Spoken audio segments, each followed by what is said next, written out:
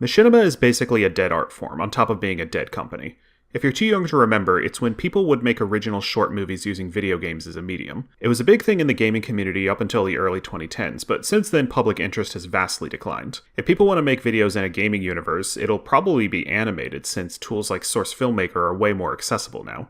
But there's something about machinima that's just really cool, even without nostalgia, and I think it's because it's a medium that constantly found ways to work around its many limitations. Viewers would suspend their disbelief when it came to uncanny animations or original characters looking identical to canon characters, and when it worked, it would really be something special. The only name from that era that to some extent survives is Red vs. Blue. But I didn't grow up with Halo, I grew up with Counter-Strike, and my Red vs. Blue was a series called The Elite World. And even though there's no reason for anyone to care about this series in the year of our Lord current year, I still think about it, and I want to talk about it.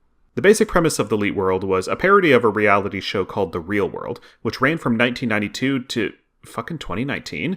Anyway, it featured a bunch of radically different people living in a house together, and thus Elite World had characters based on broad stereotypes like jock, nerd, and redneck, plus in-universe archetypes like old soldier and ex-terrorist, and gaming cliches like noob and guy who only uses text chat. And as you can guess from the show's title, it is deeply steeped in the gaming culture of the time. The text chat guy talks like a lolcat.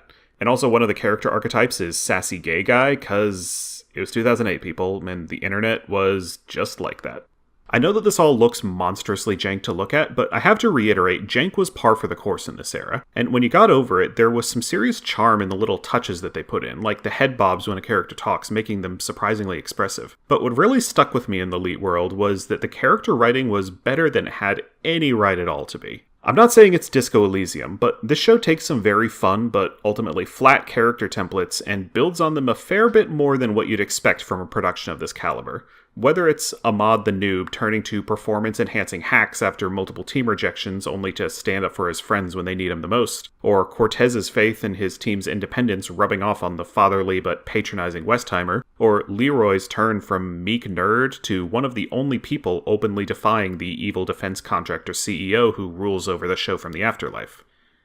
Oh, right, that sounds a bit insane, doesn't it? Well, the show's plot is also bonkers. One of the other things that I love about it is that it makes a slow progression from goofy sitcom to gripping action concerning a plot to build an army of super soldiers, all without losing its original comedy roots. I won't sit here and recap it all, but the story goes places. But look, please just watch this one scene from the end of the first season. Cortez here has knocked out his rival Westheimer so he can finally fight to the death against his brother in the middle of this King of the Hill challenge thing for the show.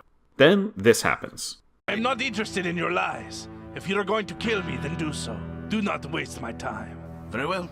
If you do not wish to hear the truth, then I will not bore you with it. However, there is just one thing you should know. What is it? Your friend, the producer, is... Bomb defused by Westheimer. Okay? Don't move, Cortez, and this will all be over in 30 seconds. You can thank me later. You killed my brother! What? I saved you! You have shamed me, you dog! I will kill you for this. Cortez, the next one's going between your eyes, Cortez. You lost. There's no dishonor in this. It's over.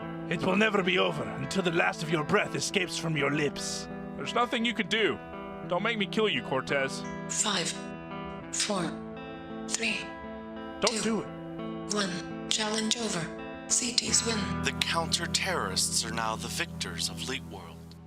I won't pretend this show is amazing all the time. It's an amateur work in so many ways, with a lot of awkward plot connections and some character motivations that get a little muddy, and that damn Russian subplot in Season 2 that comes out of nowhere then disappears. But I hope you can see that despite everything, this show can still hit. The pacing and shooting of that sequence is a genuine favorite of mine, with no caveats.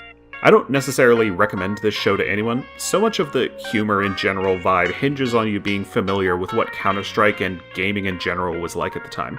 But for those of us that were there, it really hits. And I'm gonna keep rewatching The Elite World every few years for quite a long time.